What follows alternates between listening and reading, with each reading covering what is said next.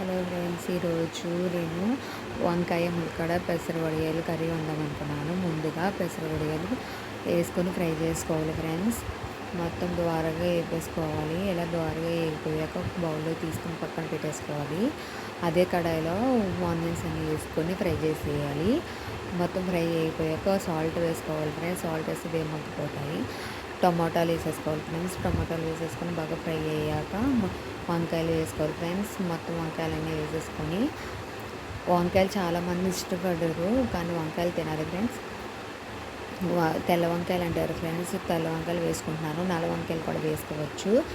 తెల్ల వంకాయలు వేసుకుని చేసుకుంటున్నాం మేము. మొత్తం తెల్ల వంకాయలు ఫ్రై అయ్యాక ములక్కాయలు కూడా వేసేసుకొని మొత్తం సేమ్ అలాగే అంతా కలిసేలా కలిపేసుకోవాలి.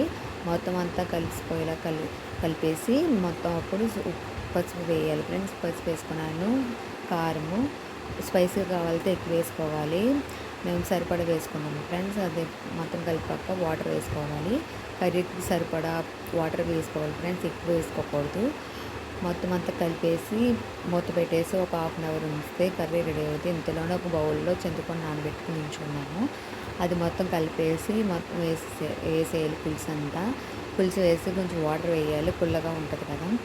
ఫస్ట్ ఫ్రై చేసుకుని వడియాలు వేసేసి సాల్ట్ వేసుకున్నాను. రైస్ తక్కువ అనిపించి రెడీ అయిపోయింది ఫ్రెండ్స్. ఒక 10 minutes ఉంటే రెడీ. సబ్స్క్రైబ్ అబ్బా.